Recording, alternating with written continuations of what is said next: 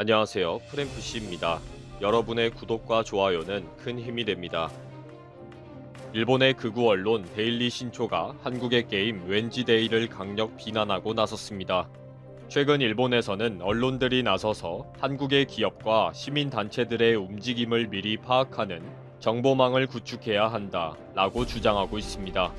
본물처럼 터지는 진실의 활동을 일일이 감시하면서 미리 막아보겠다는 거죠. 그렇게 잘 만들지 못해서 한국인들도 불만을 가지고 있는 웬즈데이 게임이 갑자기 주목을 받고 있습니다.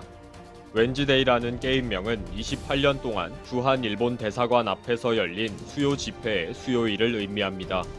1991년 8월 14일 김학순 할머니가 위안부 문제를 세상에 처음 알린 날도 수요일이라는 점도 고려한 것입니다. 지난 1일에 공개된 겜브릿지의 게임 웬지데이를 두고 평가는 극명하게 갈립니다. 일본군 위안부 문제를 다룬 게임이라고 해서 화제가 되었지만 막상 출시를 하고 나니 완성도에 아쉬운 점이 많았기 때문입니다. 플레이를 하면서도 내내 무엇을 해야 하는지 감이 안 온다. 개발진이 도대체 몇 명인데 모든 것이 엉성하다 라는 부정적인 평가가 많았습니다. 급기야 유치원 학예회보다 더 민망하다 라는 댓글까지 있었습니다. 이런 평가는 기왕 만드는 것이라면 세계에서 주목할 만한 게임으로 만들어야지 하는 기대와 아쉬움이 높았기 때문입니다. 그래도 일부 이용자들은 게임 내용이 중요하다. 덕분에 당시 상황과 피해자의 아픔을 더 잘 알게 되었다. 배경과 음악과 스토리 때문에 게임에 더 몰입할 수가 있었다. 슬픔의 일부가 다가왔다 라고 긍정적인 평가를 내렸습니다. 이 역시 앞으로 더 보완하고 노력해서 세계인들이 게임을 통해 역사적인 진실을 알게 해달라 라는 격려와 후원인 것입니다. 제작사 겜브릿지는 고 김복동 할머니의 과거로 돌아갈 수 있다면 동료들을 꼭 구하고 싶다 라는 말에 영감을 받아서 제작했으며 위안부, 강제노역 등 과거 일본이 저질렀던 잔혹한 의 진실을 세계에 알리려고 철저한 고증을 했다고 밝혔습니다. 일본에서는 겜브릿지가 위안부를 소재로 게임을 제작한 것에 비난을 하고 있습니다. 게임은 1992년 1월 7일에 생존해 있던 종군 위안부 순이라는 할머니가 주인공입니다. 주한 일본 대사관 앞에서 1인 시위를 한 후에 1945년 1월에 다시 인도네시아로 돌아간다는 설정입니다. 그곳에 갇혀있는 위안부들을 구출해내면서 게임이 진행됩니다. 제작사 대표는 국내 언론과의 인터뷰에서 위안부 피해자들의 역사를 포함해서 일본군들이 저지른 전쟁을 기록하고 알리자는 취지에서 기획했다 라고 말했습니다. 일본에서 파악한 바에 의하면 웬즈데이는 제작비가 총 7억 원이 들었고 두 번에 걸친 크라우드 펀딩으로 1억 4천만 원을 모았고 국고에서 1억 1,900만 원이 지원되었다고 합니다. 일본의 극우 언론들은 이렇게 한국의 움직임에 대해 일일이 파악하면서 또 무슨 엉뚱한 소리를 할 것인지 연구를 하고 있습니다. 일본의 극우 언론 데일리 신조는 한국에서도 완성도에 대한 비난이 많다라며 한국인들의 비판을 소개했습니다. 사실 그 비판은 더 잘 만들어서 일본의 만행을 널리 알려야 한다 라는 응원의 질책인데도 비난하는 것으로 소개합니다. 북한에서 만들 퀄리티다. 반일로 돈을 벌려고 하는구나 라는 댓글만 소개하면서 깎아내리기 급급합니다. 데일리 신조는 웬즈데이 게임 개발에 한국콘텐츠진흥원이 지원한 것에 대해 국가 지원이기 때문에 한국 정부가 게임으로 반일 운동에 나서고 있다 라고 연결하고 있습니다. 한국콘텐츠진흥원이 도쿄의 일본 지사를 두고 한류와 한국 문화의 전파를 지원하고 있는 것도 시비를 걸었습니다. 한류를 일본에 알리는 콘텐츠진흥원이 왜 반일 게임에 자금을 지원했느냐 라고 비난하면서 콘텐츠진흥원 일본 지사가 입주해 있는 도쿄 한국문화원까지 비난하고 있습니다. 데일리 신조는 웬즈데이 게임이 한국에서 말이 많은 정의연과 윤미향과 깊은 관계가 있다는 식으로 길게 이야기하면서 게임 회사가 집단이고 돈 빼돌리는 사기 집단이다 라고 주장까지 합니다. 일본어는 아직 지원하지 않고 있지만 영어는 곧 완성해서 전 세계에 널리 알리겠다는 사실에 경악합니다. 어떤 식으로라도 영화판 제작은 말려야 한다는 거죠. 한국의 게임 회사의 움직임은 어떤 식이 되든지 파악하고 미리 대처하라는 식입니다. 지난 1월에 있었던 베를린의 평화의 소녀상 영구 보존 결의안에 대해서도 일본 언론은 비슷한 주장을 합니다. 베를린시 미테구 의회가 1일 소녀상을 영구 보존해야 한다 라는 내용의 결의안을 찬성 24표와 반대 5표로 통과시켰습니다. 이 소식은 일본을 발칵 뒤집어 놓을 정도로 충격을 주었습니다. 모든 언론들이 대서특필할 정도였습니다. 이번 결의안은 당초 내년 8월까지였던 설치 기한을 6주 더 연장한다는 내용이 있지만 실제적으로는 영구 보존의 의미가 더 강합니다.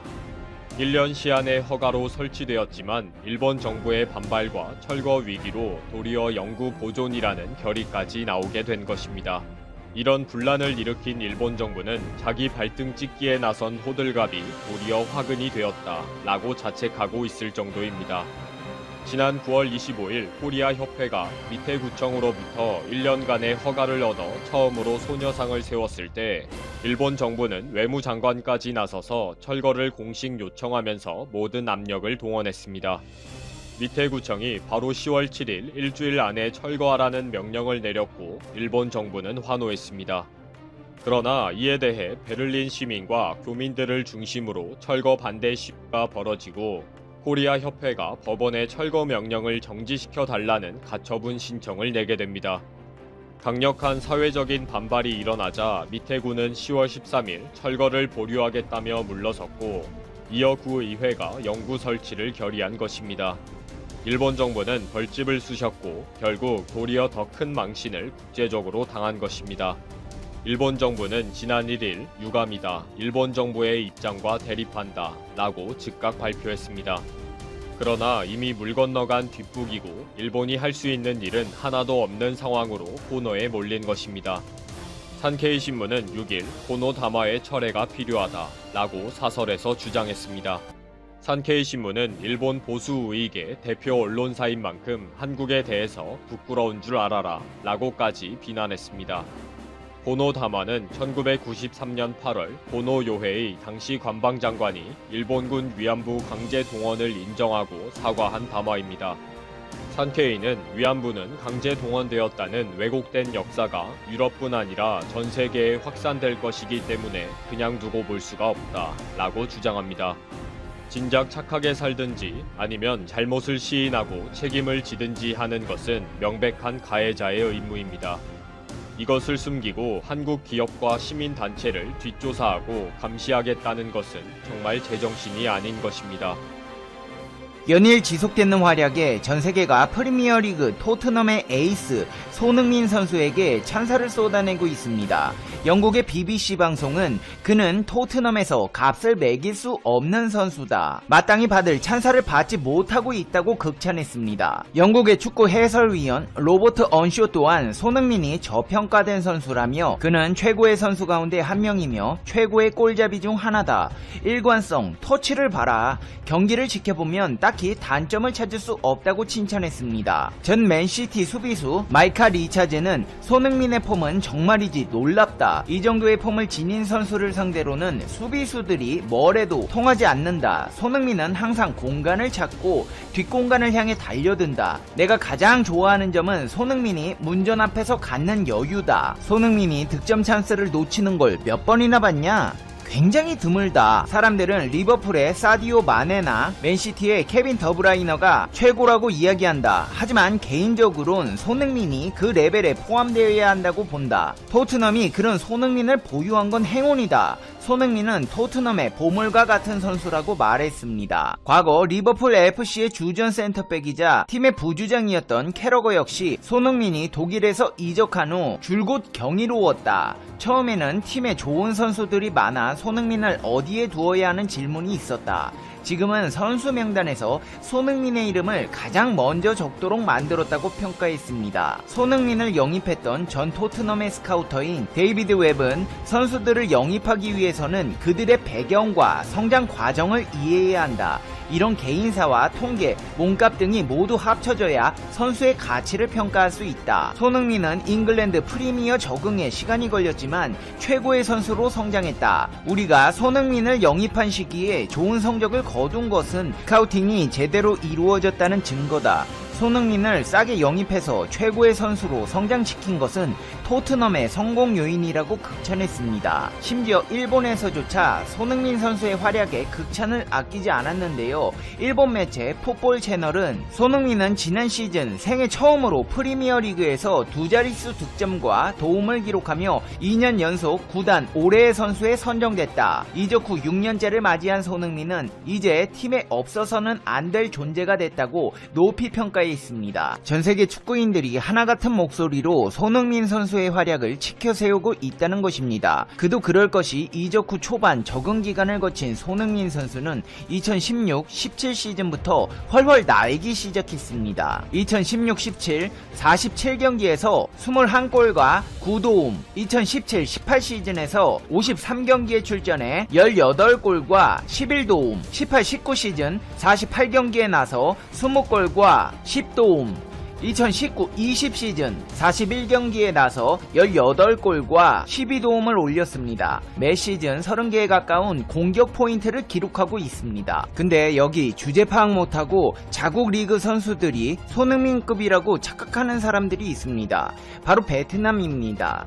최근 베트남의 한 매체에서는 베트남컵 결승에서 골을 넣은 쾅아이 선수와 영국 프리미어리그에서 4골을 몰아친 손흥민 선수를 비교하면서 꽝아이부터 손흥민 이 두 사람이 수백만 명의 축구팬을 열광시키고 있다고 보도했습니다. 아니 잠깐만요. 누구요? 꽝아이요? 그게 누구예요? 누군데 손흥민 선수랑 비교하는 거지? 꽝아이 선수는 키 168, 몸무게 65kg, 1997년생 23살의 나이로 베트남의 하노이 FC 소속 선수입니다.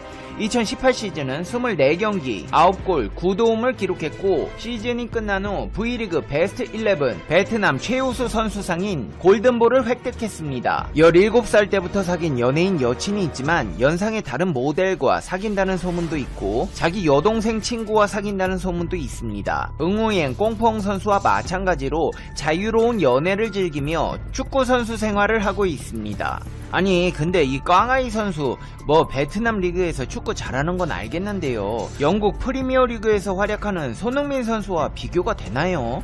노는 물이 다른데 어떻게 손흥민 선수와 비교해가며 수백만 명의 축구 팬들이 흥분한다는 표현으로 동격화할 수 있는 거죠? 꽝아이 선수에 대한 베트남 사람들의 애정은 도가 지나칠 정도로 높습니다. 심지어 베트남의 한 매체에서는 꽝아이를 가진 박항서 감독은 이 세상에서 가장 행복한 사람이라고 말하기도 했습니다. 베트남의 네티즌들은 손흥민 선수의 기술은 꽝아이 선수보다 못하지만 속도와 마무리가 좋다는 평가를 하기도 했으며 또 다른 네티즌들은 꽝아이 선수도 케인과 함께 플레이한다면 손흥민보다 더 잘할 것이라며 김칫국을 마시기도 했습니다. 근데 이 사람들 이 말들이 장난이 아니고 진지합니다. 베트남 사람들은 진심으로 꽝아이 선수가 손흥민 선수보다 잘한다고 생각하고 있습니다. 실제로 한 베트남 매체는 박항서 감독은 최고의 베트남 선수들을 보유하고 있어서 성공할 수 있었다라는 제목의 기사에서 박항서 감독의 인터뷰 기사를 올렸는데요. 기자들이 하도 손흥민 선수와 베트남 선수들을 비교해 누가 더 잘하냐는 질문을 쏟아내자 박항서 감독은 베트남에서는 손흥민 선수가 베트남 선수들과 자주 비교가 됩니다. 하지만 손흥민 선수는 한국 축구의 보물이기 때문에 한국은 그를 보호해야 합니다. 라며 인터뷰를 마쳤습니다. 이게 무슨 상황이냐 하면 베트남 사람들이 박항서 감독에게 베트남 축구 선수들은 손흥민 선수와 같은 수준이다. 꽝아이 선수가 프리미어 리그 가면 손흥민 선수만큼 활약할 수 있을 것이다. 뭐 이런 답변을 듣고 싶어서 질문을 쏟아내고 있는데 박항서 감독은 한국 축구의 보물과 베트남 축구를 비교하지 마라. 손흥민은 한국에서 보호해야 하는 존재고 나 역시 니들의 유도 신문에 걸리지 않을 것이라며 불쾌한 심기를 감추지 못했다는 것입니다. 베트남 사람들은 이제 박항서가 베트남 축구에 세운 공로 따위는 잊은 것으로 보입니다. 아예 베트남 선수들로 인해 박항서 감독이 은혜를 입었다.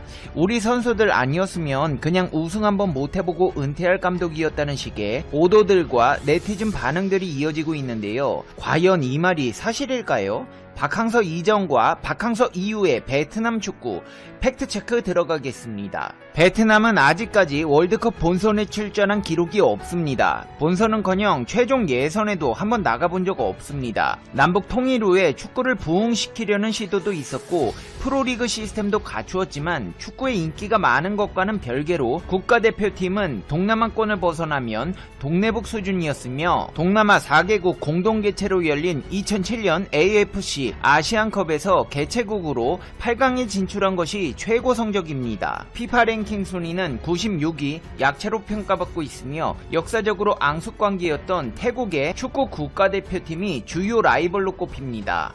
한국과의 역대 전적은 2승 6무 16패로 절대 열세이며 통일 이후로 한정하더라도 1승 5패로 절대 열세이기는 매한가지입니다. 이렇게 축구를 좋아하지만 실력만큼은 형편없었던 베트남 축구팀에 박항서 감독은 부임하자마자 아시아 전체에서는 말할 것도 없고 동남아시아에서도 변방으로 밀려났던 베트남을 동남아 최강팀으로 올려놨습니다. 2017년 9월 한국인 박항서 감독을 23세 이하 및 성인 대표팀의 새 감독으로 선임했으며 2018년 AFC U23 축구 선수권 대회에서 호주를 1대0으로 이기며 8강에 진출했고 8강에서는 이라크를 승부차기 끝에 이기며 4강에 진출했습니다. 준결승에서도 승부차기로 카타르를 누르며 결승에 진출했는데 이는 베트남을 포함한 동남아 최초의 아시아 축구 연맹 주관 대회의 결승 진출이었습니다. 2018 아시안게임에서는 파키스탄, 네팔, 일본과 함께 D조에 편성되어